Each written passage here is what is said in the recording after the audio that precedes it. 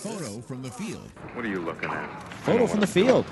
Did you see that? And that's brought to you by KT Plumbing. This is a really good photo. I took this photo at a house. I like it. I know, right? It's a beautiful house. It's got, for those of you who can't see, who those of you listening to the podcast, I'll describe it as best I can. We got some, we got a wood shake roof or wood shingle roof. That's one thing that we can talk about. And we can talk about.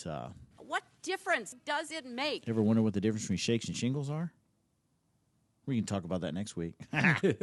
You go answer that for Hillary. It's how we use them and the size and all that stuff. We can get into those. But more importantly, right now, we had a homeowner. This is an inspection I was doing, and the homeowner was like, well, can you explain to me what's going on here? It looks like there's I forget how he described it. It looked like it was salt or whatever he was saying, calcium or whatever on the side. And that's actually what they are, calcium deposits. But he was like, what's going on there? And I see it on a number of houses in the neighborhood. And sure enough, it was. It was like it was on a number of different houses as I checked out the neighborhood afterwards. And it was always in the same place. It was where the gutters would flush up against, say, masonry or actually stone.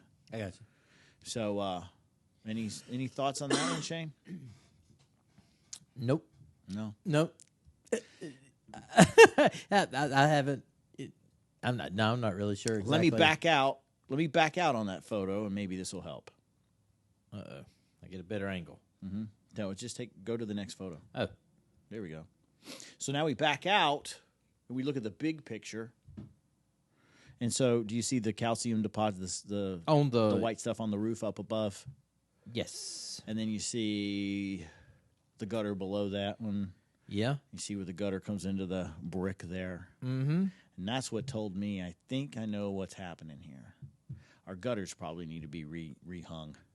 Oh, yeah. Yeah, the slope of the gutter is definitely, I just didn't know where the actual calcium's coming from. Oh, I got you. I misunderstood the question. I was I don't know if concrete creates calcium. I was like, you put me on spot on this one. Yeah. No. Yeah, it's the slope of the gutters is definitely incorrect. It's sloping back against the house. I thought you were talking about what's causing calcium from this rainwater. Well, you typically see it from when you have water meeting masonry. Right. And it's pulling that, it's like the same reason why when you're in a crawl space, you'll see efflorescence, which is that salty look on the blocks. Right. And on the brick. Usually you see it on block. And that usually happens when you have moisture moving through masonry. So we had that up above. And this is one of the things I like to talk about when it comes to home inspections. A lot of times if you're looking at an issue, if you're looking at it from a micro level, which means just that one issue at the chimney roof joint where the stone is, sometimes it helps to back up and look at the big picture, the macro level. And you also see the lower gutter, which actually butts up against brick, and you don't see that same salty look.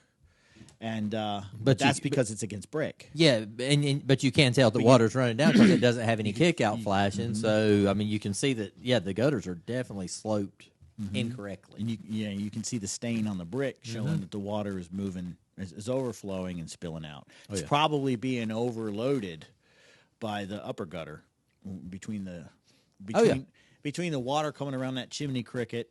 Chimney cricket. Chimney cricket. No, wait. Chimney cricket. Never thought of that. I didn't even remember that. The right way. I don't really see how else that water. It doesn't look like it's sloped, right? So all that's going to be dumping over and going into the lower gutter. Yeah, so the fix there is, like you said, kick out flashing. Right. Want to get the proper flashing. And that was the thing is once I saw that on that house, and then I looked at the other houses that I saw it on, and it had this. Usually if you see an issue like that, especially in a newer, this house was only like 6 or 7 years old, and you look at other homes. I love suggesting that to home inspectors too. When you pull into a neighborhood and you're coming in, you haven't gotten to the house you're inspecting yet, check out all their other homes along the way, and it'll kind of give you an idea of what issues you might be dealing with. What you're going to end up seeing when you get to your house. Yep. So it was consistent, and consistently at each one of these houses, no kick-out flashing. Right. So there's your answer to that one. Yeah, those are nice gutters on that house, though. Yeah, it was a pretty house. A lot of natural materials. Right. It was a really pretty, very expensive house. Yeah. So it's a very nice house. So there you go. Kick-out flashing, once again, the culprit. Thanks for watching this highlight video from one of the episodes of the Home Pros Radio Show. Remember, you can catch full episodes of the Home Pros Radio Show right here on this channel. And please subscribe to the channel and hit the notification bell so you'll know when new episodes are released. I wonder if it sounds like this.